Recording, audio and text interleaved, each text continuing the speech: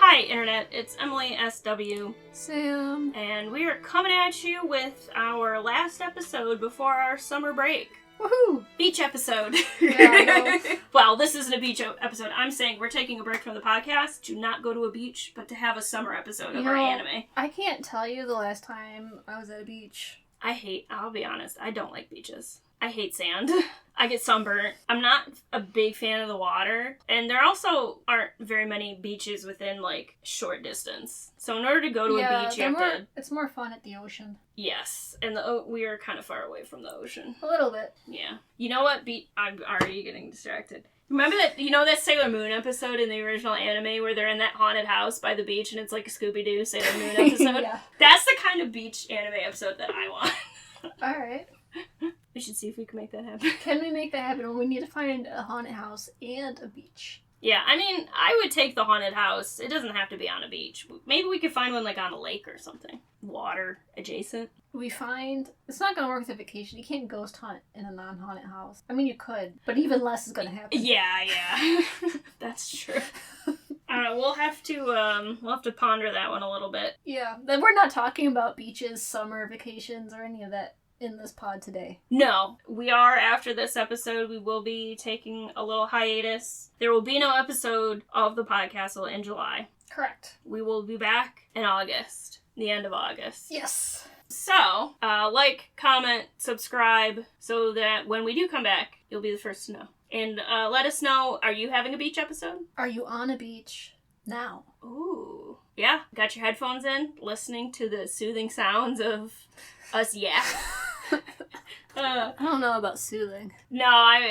But, hopefully we're entertaining, right? Hopefully this is stimulating for your brain. Maybe you're going for a walk, you're exercising, you need something to keep you occupied while you do your exercise, your mental health walk. Leave us a comment. First of all, let us know, what your summer plans are, if you're going to a beach, if you're going to an anime convention, anything like that. Or let us know if you've read the book we read, which is Nightmare Alley by William Lindsay Gresham. This is the basis of the Del Toro movie from a couple years ago. Also, 2021. So I have a little bit of fun trivia about that story. Shoot. When we were... I think this was after the BTS concert in 2018. We were in Hamilton, Ontario. Yes. I remember we were kind of walking around Hamilton, and we went into that one vintage store. Yeah! And the guy had a rack of dresses that he had pulled aside, and he said they weren't for sale because they were going to be used for a Del Toro movie. Oh! And they were all 40s era dresses. They had to have been for Nightmare Alley. It must have been, because Crimson Peak came out before that. Because this was right before they started filming it, I think. I had totally forgotten we'd even gone to that store, but I remember it now that you mention it. Remember, he let Emily, I think, try one of them on. Yeah. Wow. If it wasn't for that, I have no idea what it's for. Because, Crimson Peak was, earlier. Yeah. That's wild. Well, yeah, and Crimson Peak also wasn't 40s. No, it was Victorian. Because I think Emily had said something to him about specifically looking for 40s era clothing. And that's why he had said that whole rack was not for sale, because it was pulled out for a Del Toro film. That's pretty cool. That's like a 6 degrees of separation kind of situation there. Yeah. Oh, that's neat. Did I ever tell you I have met someone who met Kevin Bacon? Yes. Yeah. There you have it. Well, now, listeners, if you didn't already have a degree of separation from Kevin Bacon... There you go. There you go. Now you've listened to a podcast from somebody who knew somebody who met Kevin Bacon. Yeah. Because he lived in Los Angeles and just happened to cross paths with him walking out of a store. Yeah, I guess that happens all the time when you live in LA. I mean, it makes sense because a lot of movie stars live there. In LA, yeah. But yeah, that's my fun trivia about the Nightmare Alley film. That's really interesting. Obviously, this podcast episode specifically about the book, but there are a couple different movie adaptations. Now, I've seen the Del Toro version, the 2021 Del Toro version. I have not, but I watched the 1947 version. So between the two of us... we've got it covered. Yes, we have a pretty good scope of the matter, I think. This book is of a genre we have not touched yet. No, but we will be touching on it more in the future. We'll sneak peek. That's right, next year. Foreshadowing. This is, I guess we're dropping a clue? Anyway, the genre is noir. One of my personal favorites. So this is very exciting for me. Noir, now see, when I was reading about it, 'cause this is the first noir thing I've read just ever. But when you think of noir, you think of like black and white films, detectives, or especially private investigators. Yes. And they've got their office, and it's got a door that says private eye. Oh, yeah. Very specifically. With, like, the frosted glass. Yes, the glass. And then you walk in, and there's some guy in a suit, and he's probably smoking. Oh, absolutely. And the person walking in is always a very tragic young woman. A dame. Yes. And she needs him to solve a mystery, probably because her husband is missing. Yeah, or, dead or something happens. Yeah. Damsel in distress meets... You know what just occurred to me? I have... You know the movie Dead Men Don't Wear Plaid? No? What the hell movie is that? It's a noir parody. Oh, okay.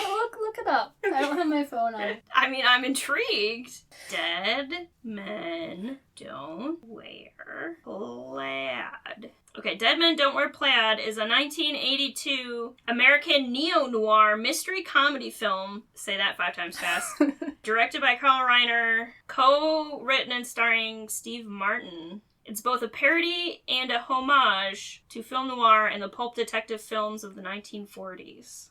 Just remember, there's a scene where he's making coffee, but of course it's a cup of joe. Of course, yeah. And he puts eggshells in it and all kinds of really ridiculous...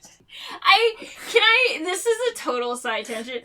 Recently, I was on a Star Wars kick. I think I discussed this in our last podcast. Yes. I rewatched all the Star Wars movies, and then I watched Spaceballs, the Mel Brooks. You know they're making another one?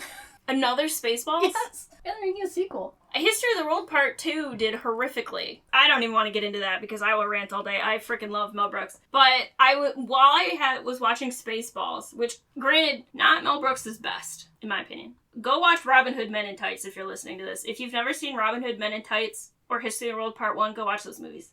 Anyway, or Blazing Saddles. Well, wasn't the whole joke about History of the World Part 1 was that there wasn't a Part 2? Yes. So they ruined the joke. They did ruin the joke. They ruined the joke by making a Part 2, and then the Part 2 wasn't even funny. But I was watching Spaceballs, and I was like, man, I really miss when, parody movies were a thing. This is a perfect example. I mean, this is from the 80s. Yeah, Dead Men Don't Wear Plaid. This is from 1982. And, do you remember in the early, 2010s, there were a bunch of parody movies, but they weren't very good. It was, the Twilight parody movies. Oh, and, Scary Movie. Yeah. An epic movie. Yeah, but, the Scary Movie franchise...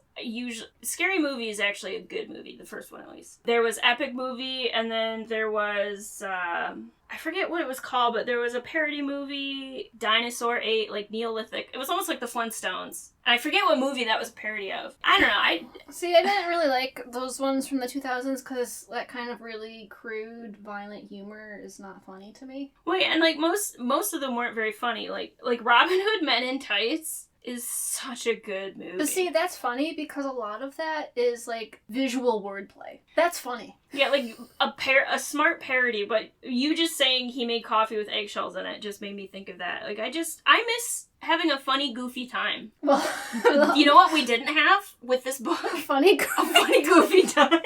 No, this is the exact opposite of that. This is, okay, noir is not supposed to be a funny, goofy time, which is, I think, why having a parody of it is also as funny, because noir is so serious. Yes. And the more serious something is, the easier it is to make fun of. Wait, and especially because it has so many unique identifying factors, and also, the language is very specific. Now, you didn't grow up with cable, but, every Nicktoons cartoon basically had an episode that was a noir parody. Rugrats. No, because Arthur did. Yeah. Have, their... Oh, it was they had the Edward Gorey illustration animation for the beginning, but they inserted all the Arthur characters. Yeah, so, every cartoon of, the 90s and the early 2000s had a noir episode. You can tell what it is immediately once you hear it, once you see it. It's oh, that's a noir. Yes. So, noir means black in French, and yes, this came out of some movies, which were black and white, but it does not necessarily refer to the color grading of the film, but because the main characteristic of a noir film is that it's pessimistic. Ah, yeah, that book definitely that. The protagonists, these are from my notes, protagonists are not heroes, and a lot of it deals with post-war struggles, especially since this genre emerged in the late 40s and the 50s. This book was written or published in 1946. Well, yeah, and the author, he was inspired to write it. He was in Spain fighting in the Spanish Civil War. That is interesting. Yeah, so it was published in 1946, but William Lindsay Gresham started working on it 1938, 1939, somewhere in there, because he was a volunteer that went to defend the Republic in the Spanish Civil War. So he was there, he was awaiting repatriation, and he was drinking with a man called Joseph Daniel Halliday, who was the person who told him what a geek was. And so then Grisham was like, well, I have a quote. "The story of the geek haunted me. Finally, to get rid of it, I had to write it out. The novel, of which it was the frame, seemed to horrify readers as much as the original story had horrified me." Yes, and we learned what a geek is from Geek Love. Yeah, so if you don't remember, a geek is a sideshow carnival act where somebody bites the head off a living creature. Horrific. Yeah. Usually chicken. In this book, it's chickens, there's snakes involved, because it's also an extremely racially charged stereotype in this book. Yes, that was... that was absent in Geek Love. In Geek Love, yes, but it did come up in another book that I read where the character wasn't necessarily a geek, but he was a wild boy.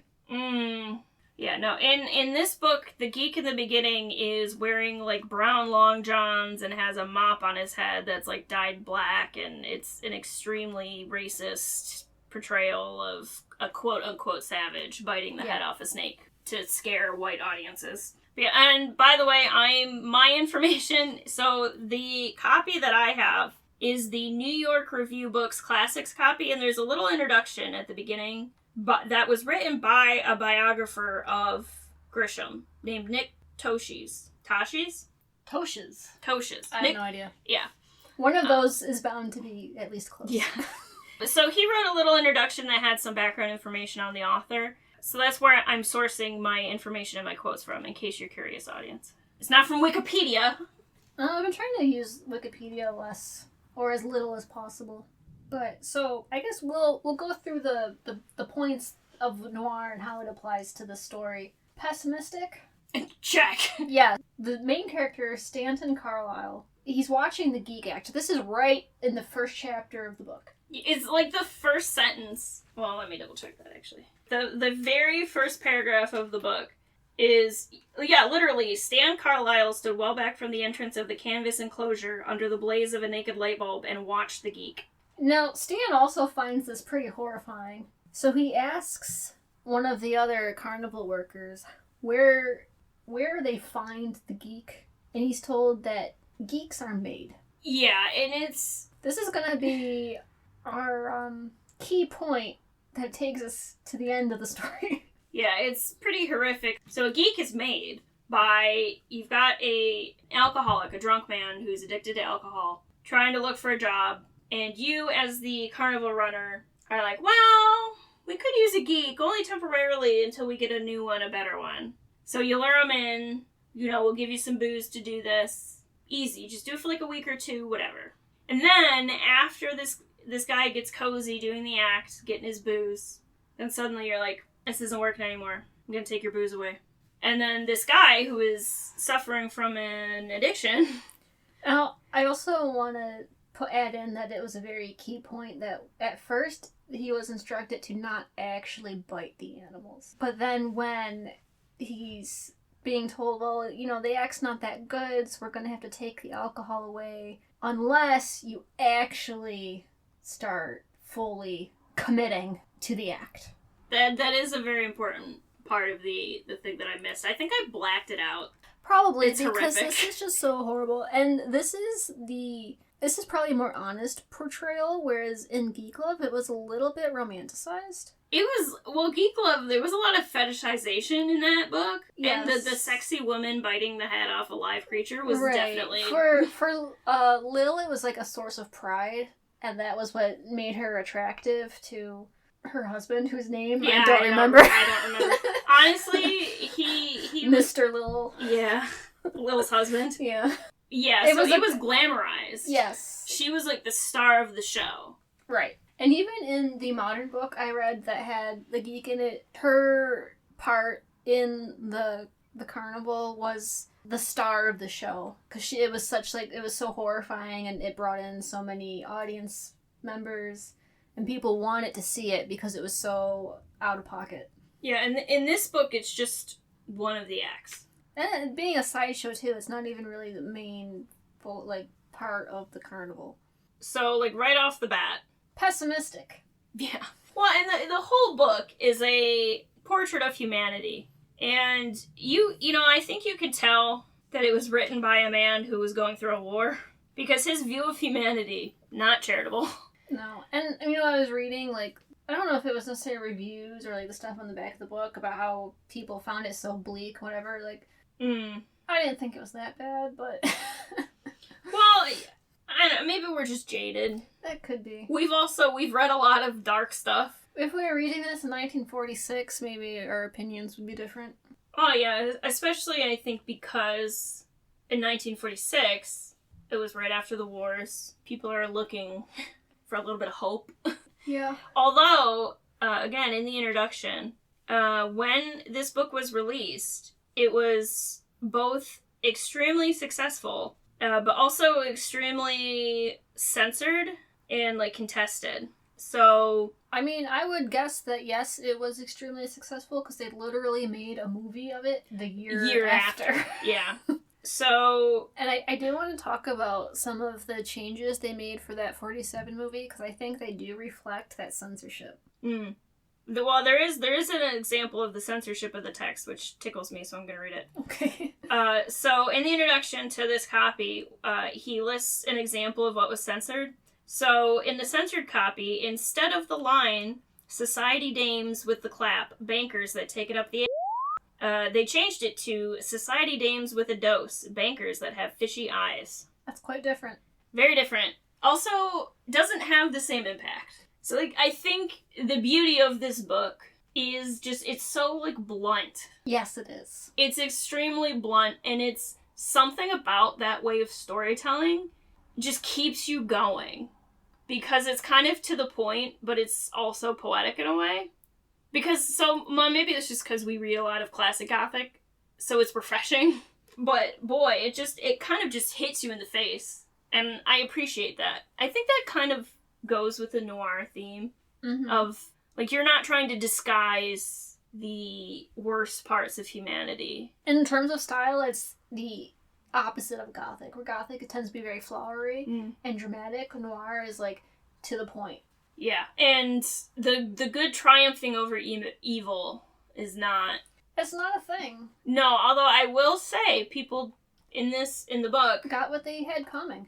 They get... Not only do they get what they have coming, they reap what they've sown. Yes. So should we talk about our protagonist, who is not a hero? Yeah. Stan the man. Stan Carlisle. Stan Carlisle, here's what I wrote in my notes. He is a narcissist, sociopathic charlatan, and grifter. Yeah. I have no notes. I was just gonna say he was a jerk, so... Very early on, you can kind of... Well, no, not you can kind of tell, but you can see very early in the story what his motivation is, because after watching the Geek Show, he goes over and he's assisting with Xena and her fortune-telling act. And she has her husband with her at the time, but he is also an alcoholic.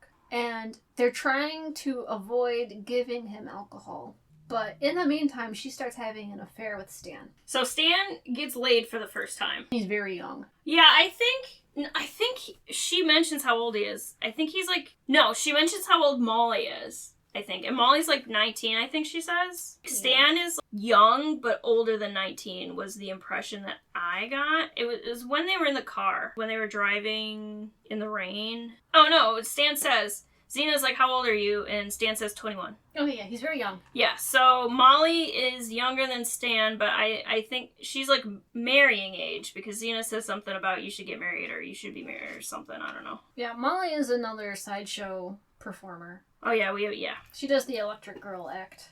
getting back to Stan and Xena, so they are having an affair, but from here on out, Stan kind of thinks he's entitled to Xena anytime he wants. He has sex for the first time, and then he becomes obsessed with it. Yes. And in order to distract her husband, Pete, so he can have some alone time with Xena, he gives him alcohol, but he's not aware that it's wood alcohol. Which, if you don't know, not for drinking. Yeah, it is extremely toxic. Pete is found the next morning dead. And now here's where I think you really get the insight into Stan's train of thought, where he's more concerned about the fact they're going to figure out it was me. I'm going to get in trouble. I'm going to be punished for this. Not necessarily feeling remorse for his mistake. No, and one of the other things that goes through his head is like, oh, Xena's going to see right through me. Like, she's so used to reading people. This was the worst person I could have done this to. I was like, my guy, you killed a man. It was manslaughter, but he's still dead. That's still your fault. Not a hero. And he doesn't get any better from here. No, and I would like to point out, in the Del Toro movie, this is already vastly different. Because in the Del Toro movie, they do have the affair, but Stan's killing of Pete is a little more direct. Oh, well, in the 47 movie, the scene goes about the same way as it did in the novel. So first of all, in the Del Toro movie, the beginning of the movie, Stan is hiding a corpse in a house. Well, that's already very different. Yeah, so like already we've set up the movie with Stan as a murderer, and then he runs away to join the carnival as a job. In the movie, he just goes right to working with Madame Xena. Madame Xena and Stan don't sleep together. They're just teaching Stan how to do their act. Pete asks Stan for some alcohol at one point. Stan gives him the alcohol, and then he's found dead the next day. And then the police come and they raid the carnival, and him and Molly get the police off their backs and then leave to go do their own thing. So that's not at all what happened in the novel. No. No, the Del Toro movie differs greatly. In the novel, they set up in kind of a small town, and the sheriff comes, and he's kind of getting on their case because of Molly's clothing. Yeah, like, Pete dying, it's a non-issue. They give him a funeral after the carnival's over. And that's it. That's it. They kind of figure Pete was so drunk that he made the mistake himself, and no one really questions it any further than that. The sheriff comes, and he's trying to give them a hard time about Molly's clothing. And that's where Stan learns that he can very successfully cold read people. Yes. And from here, he decides to venture out and make his fortune as a charlatan.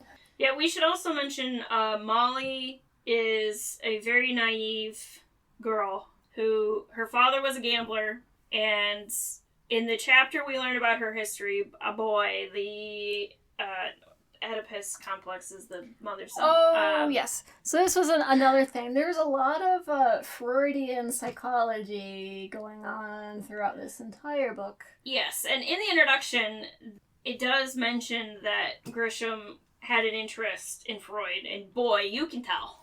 It was pretty obvious. First of all, Molly is obsessed with her dad. Yeah. Now, it doesn't sound like the relationship was anything weird.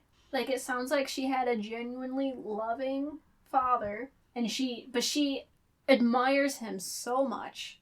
Yeah, and he's dead, by the way. That's how she joins the circus. Yes. I just think anytime something happens, Molly's going, well, my dad this, my dad that. And you can kind of sympathize. Clearly she misses him. Well, and also it's the kind of thing where, like, so he was, like, a gambler. They moved around. Like, basically, he was the only person in her life. Because they moved around a lot. Like, she didn't have any other figures in her life. So, but it is definitely Freudian.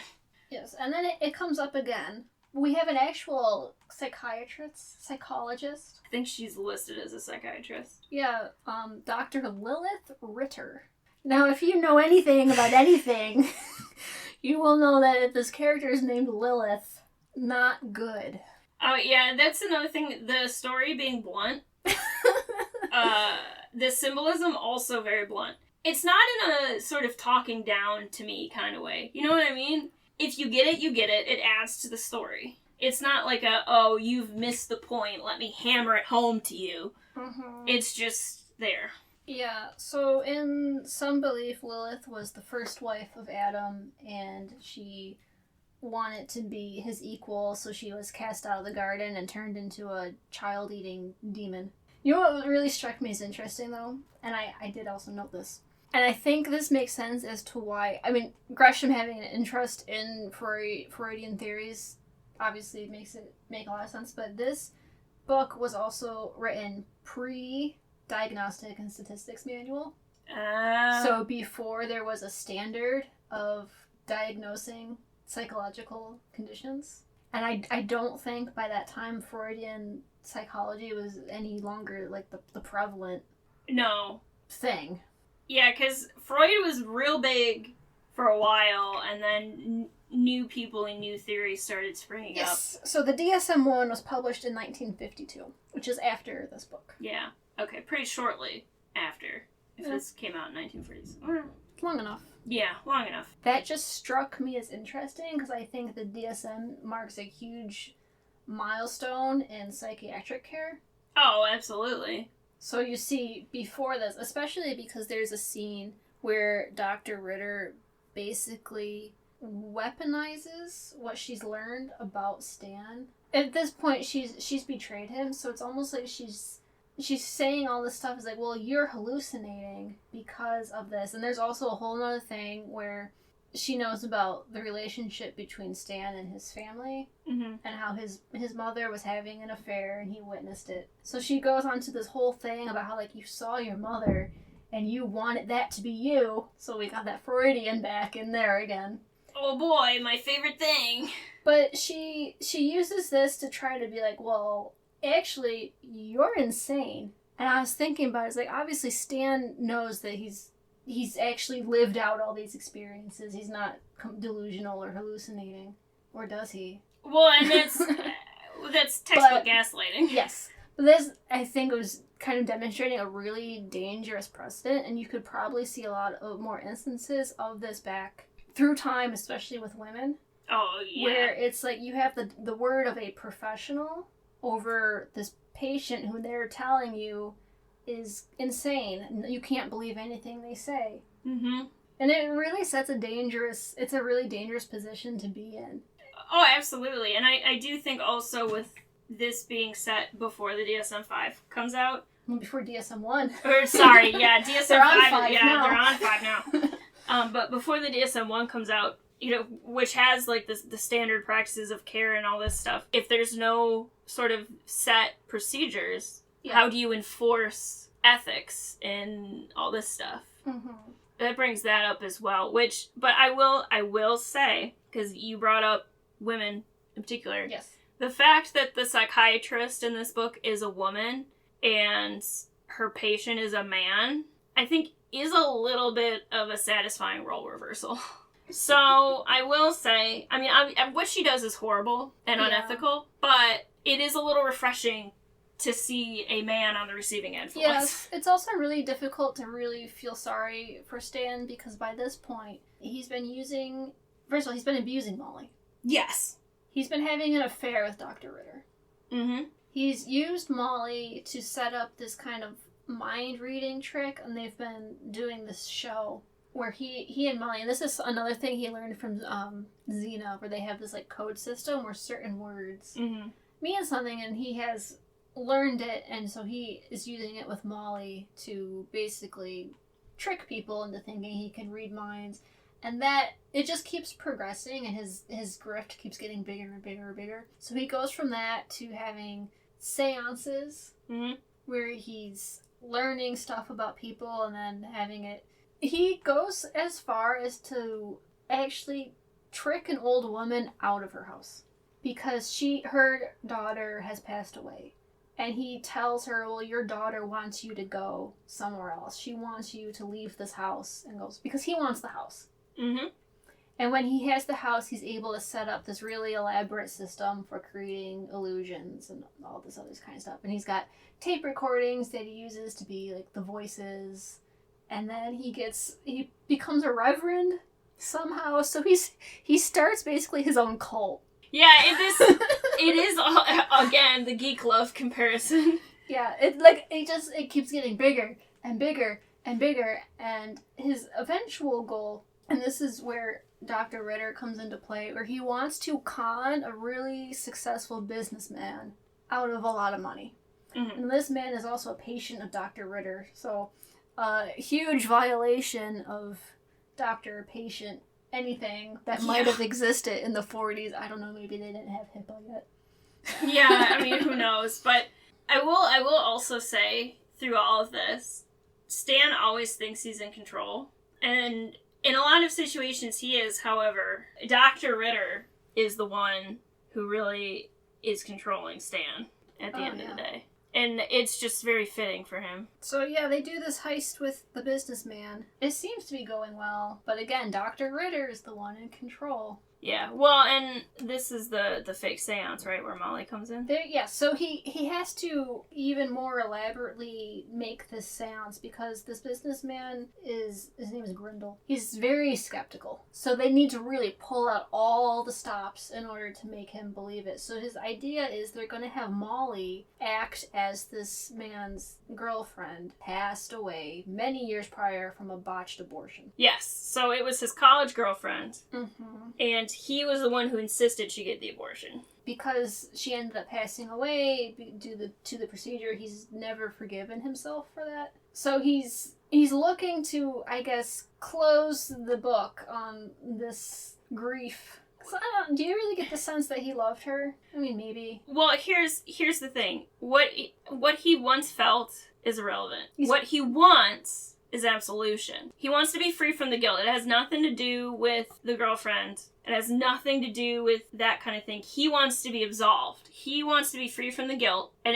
it's a selfish reason. It has nothing to do with anything else. So, at the end of the day, this whole, it's Stan, an extremely selfish, abusive a-hole, manipulating a selfish man. And, I mean, it's... So, yeah, Stan... That's the bleakness, right? Manipulating. There are no good people. Especially if this guy's a very successful businessman, right? Yes, he's a very successful businessman. And he's got his own, hired security and private guards and all this stuff. Yeah. He's also, first of all, everyone is extremely paranoid. Yeah, well, and that's, there really are no good people in this. I mean, Molly is a victim. You could say Xena is a victim. When Molly wised up, because the seance goes badly. Yeah, very badly. It ends badly. Molly finally wises up, and she grabs her kitten and books it out of there, and she sends Xena a telegram, and Xena tells her to go back to the carnival, and there'll always be a place for her. I was rooting for her. One of the only sort of fully innocent characters. She never purposefully of her own volition hurts anybody. No. So here's, I guess, the biggest deviation in the 1947 movie is the role of Molly. Okay. Because I think the novel, as we talked about, it was censored quite a lot, even in the 40s. The 1947 film, and then I think also the changes they made in the 2021 film, really highlight the moral expectations of audiences of the era. So in 2021, they added, first of all, Stan being kind of a cold-blooded killer. Yes. They made the businessman Grindle more villainous. Extremely, yeah. And consequences of Stan's action were more far-reaching with, actual deaths. There was much graver consequences. Yeah, Stan has a body count in the 2021 movie. But in the 1947 movie, because this is also, I think, during the Code. Yeah. Yeah. The Code. The Hays Code? Yes. Yeah. After the rest of the carnival finds out that Stan and Molly do the dirty, they force them to marry. They do not marry in the novel. They are married in the 1947 movie. And then at the very end, Molly is still at the carnival where Stan ends up and saves him from being a drunken mess at the very end. The very end is Molly being like, Stan, I'm here. It's going to be okay now. I don't like that. Very different. Yeah. Extremely different. But you see how her character, they didn't make it so Stan was just using her. They were actually supposed to be in a love. couple and in love. That's fascinating. Do you want to hear the Del Toro differentiations? Because there are a lot. I mean, we already got murder and Grindle being more evil. Yes. To add on to that, the way Dr. Ritter comes in is that Stan and Molly are doing their thing in a club, and Dr. Ritter is there, and she and Stan kind of have a back and forth because she's trying to expose him for being a phony. That is also similar to the 47 film. Stan bests her and then ends up reading a man named Judge Kimball, who becomes important. Kimball, the judge, is so impressed by all this, he asks Stan to help him and his wife talk to their dead son. So that's how they get into the seances. And Molly doesn't want to do this, but Stan is like, no, we're doing it. So later, Stan goes to buy information from Ritter on Kimball. And then Ritter is like, just sit for a session instead of money. Just sit for just a psychotherapy session. You know, lay down on the couch. How do you feel? And then interestingly, Madame Zena comes back. So Molly and Madame Zena are having a party. And Madame Zena is like,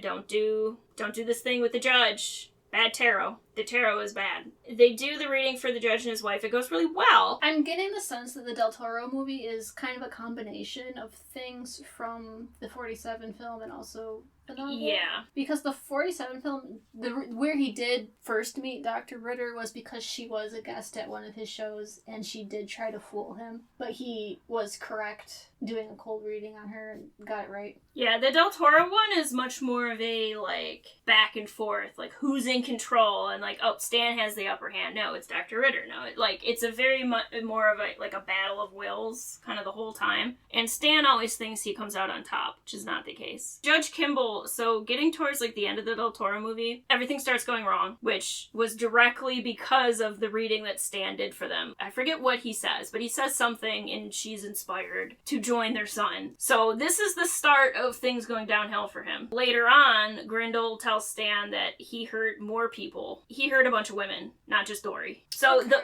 body count. Yeah, most of that murder did not happen. There was one murder in the novel. Another thing I think is really interesting about this book. Yeah. The tarot cards Oh, yes. for each chapter. Yeah, so each chapter begins with a tarot card. Now, if you're familiar with tarot, or let me rephrase that. If you're not familiar with tarot, there are major arcana, which are kind of like face cards in a deck of cards. There are also suits and numbers within suits. So in tarot, you've got wands, cups, swords, and pentacles. They are sometimes called different things, but that's the gist. So in this book, you don't have all the different suits or the numbers. It's just the major arcana, so the face cards. Fool, the Magician, in order, the chapters.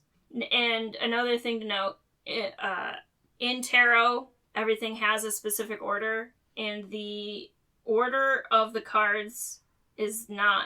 The order of, like, the chapters is not the numerical order of the cards as they would appear in the deck. Does that make sense? Like, the Fool is not the first card in the deck. Here, the card that the chapter is named after, when you read the chapter, makes a lot of sense. Yes. Because the card refers to usually a character in that chapter. Yeah, or the role of a character in that chapter. Yeah, and I'm assuming that all the editions are like this, but at the very least, in the New York Review Books Classics edition that we had, it gives you a little definition. So it's got a little picture of the Fool. I'm assuming, I don't know if it says anywhere, but I'm assuming this is based on the Waite deck, which is, I think, the most famous tarot deck. It's usually what people think of when they think of tarot images. Rider-Waite, I think it is. And then there's a little description. So, for example, chapter 1, there's a little picture of the Fool. And the Fool who walks in motley with his eyes closed over a precipice at the end of the world. And once you get to the end of the chapter, you kind of go, that makes sense. Yeah. A lot of them relate to whatever Stan's doing, too. Yeah, basically. Like Stan's changing status with other humans. Plus, like, if you know even a little bit about tarot and the correlations and stuff, when you read the title of the chapter, you can kind of guess as to what's going to happen. Which I think is a really interesting way to frame the book. And I think this kind of goes back to what we were talking about with the writing being very blunt. Mm-hmm. And the symbolism being obvious, but not in a way that's, like, condescending. Where it's like, the author basically is telling you with these chapter titles a rough map of what's happening. It adds to the experience. It doesn't detract. And I also think it helps the framing of the entire novel in terms of, and this is not the best word, but my brain is shutting down, the vibe. Like, it's such a unique thing. You don't see this a lot in other books. So it almost makes this book its own little world, even beyond, obviously, a book being a world. Does that make sense? It's a unique feature. It's a unique feature, and I think, personally, people don't pay enough attention to... I've forgotten the word again. There's a specific word for elements of a book that are not the story. For example, cover design. Or if there's any illustrations for the chapters. Or how the chapters are numbered. What they're called. Are they numbered at all? It's not metadata. It's something like that. No, metadata's for computers. Yeah, I know.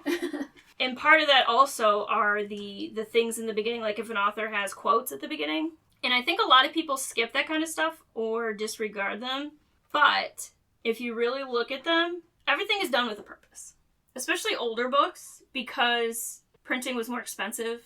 The further back in time you go, the more expensive it was, the more exclusive it was. So if something got printed, there was a reason. Anyway, that's my little rant about how to close read a book, essentially. In the second chapter of the book, there's a paragraph... third chapter. In the third chapter of the book, which is the High Priestess. This is the chapter where Xena and Stan start doing their thing.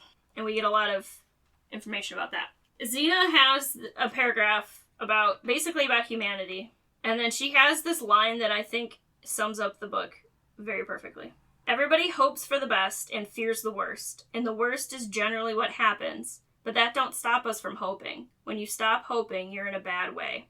And so that's basically, Stan spends the entire book preying on that, on people's hopes, and using that against them. And then eventually, the worst comes for him, and he reaps what he has sown. It's also kind of, I don't know if you've ever experienced this in your own life, where you kind of learn about something, or you look at something, or, for example, your sister shows you a music video, and you're just kind of like, yeah, it's whatever, cool, I don't really care that much. And then as time goes by, it becomes the most important thing in your life. Gee, I wonder what you're talking about. But it's like where he's looking at, where he's watching The Geek, and he's thinking, oh, that could never be me. Yes. Never think things like that, because you will jinx yourself. Mm-hmm. Lesson to be learned here. Yeah, and I also, I think the other lesson in that is, look at your fellow human beings with empathy. People with alcohol, specifically the geeks who are alcoholics and get taken advantage of by somebody who uses that addiction against them to make money. Like, that's a lack of empathy. So if you don't want to become a stan, just be empathetic. So many different meanings of that word nowadays. Yeah. Seriously. Yeah. I didn't even think about that. If you don't want to become a big jerkbag like Stanton Carlisle. If you don't want to become a Stanton Carlisle, who's a big jerk who abuses his girlfriend and takes advantage of people. Yeah, I mean, I guess karma came for him. Yeah. Be empathetic. In the end. Even though, I mean, he had a lot of his own traumas, I guess you could say. We didn't get too deep into it, but a lot of the relationship with his father was very poor. Yes. Not as poor as in the Del Toro movie. No, Dr. Ritter basically tried to use his relationship with his mother against him. Mm-hmm. In short, his father took away probably the most important thing in his life, which was his childhood dog. Which is an unforgivable act, to be fair.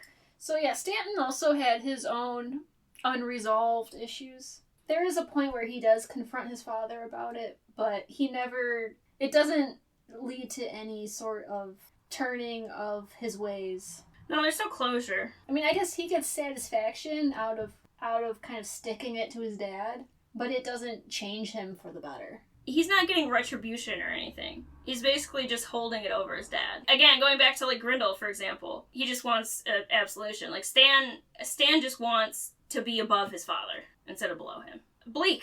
Do you feel affected by the bleakness? I'll be honest, no. I think reality is bleaker. That's true. I kind of just feel the same way I did after watching Evangelion, where everyone said that it messed them up for weeks. And I watched it and I was like, well, that was a metaphor for depression, and then moved on with my life. I already did that. And she's like, yeah, I get it. And then that was the end of what I thought about it. Yeah. The only movie that ever really effed me up, well, there were two movies. One was a horror movie called They from the early 2000s, which I watched when I was way too young. I slept with the light on for 3 months after that. Wow. And I still don't like going in my basement at night. So thanks to that movie. The other movie was Apocalypse Now. I really like Heart of Darkness as a book. And so I thought I was prepared because I'd read the book. I read the source material. So I was like, oh, Apocalypse, I can do easy. Because I was reading it in college and my professor was like, you could watch this movie, but just so you know, it's about Vietnam. It's pretty dark. And I was like, fine, easy. I read the book. Book didn't bother me. The movie really bothered me. And so for a while after I watched that movie, for a couple years after that, it did stick with me. But now it's been long enough where I don't remember what happened anymore, and I'm not going to watch it again because I don't want to live through it. Yeah, that's fair. But anyways, that was Nightmare Alley. This was our last episode before our little summer vacation. We ended on a low note. I mean, the story is not exactly happy. However, I will say it's a good read. I find the writing style to be really compelling. It's dense, but it's a good book. I will say that. It's a good book, just you're not going to get a happy ending. You know, maybe after you read Nightmare Alley, you could pick up something light. You know, I don't think, the ending's not happy, but I don't think that if things went well for Stan, it would have been a good ending either, because it would have been rewarding his...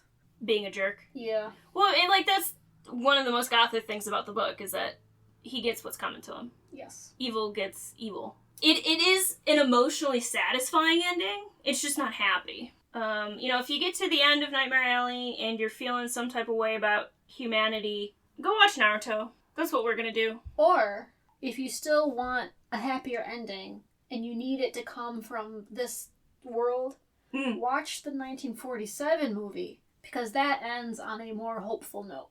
There you go. So that's our official recommendation. We'll see you at the end of August for some fresh new content. Let us know down below, have you watched any of the Nightmare Alley movies? Have you read the book? Let us know, are you having your own beach episode in your anime this summer? Are you doing anything fun? Follow us on Instagram. At Haunted Heart Society. There's a period between each of those words. Haunted.hearts.society. So follow us everywhere. We'll be coming at you with more stuff soon. Well, they'll be coming at us if they follow us everywhere. That's true.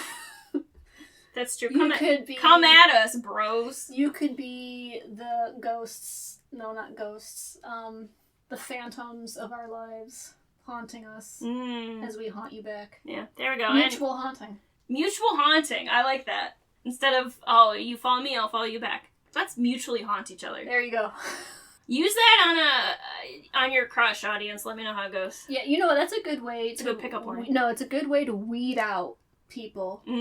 Because, look, everyone thinks they want to go on a date with you until they ask you what you want to do, and you say, well, let's go for a long walk in a dark woods. And then they realize their mistake. It's true. That's true. You gotta cull some of the riffraff. Yeah. If you do that before, it's too late, then you're much more likely to find someone you're actually compatible with. Dating advice with Sam and Emily. Don't. Yeah, and, if you've got any ideas, any things you would like us to discuss, anything we should try, leave it here. You could send us a message on Instagram, leave it in a comment, wherever. We are open to feedback. That doesn't mean we'll take your feedback, but you can leave it for us, and we might take it into consideration. All right. Yeah. Anyways. Let's wrap it up. Bye. Bye-bye.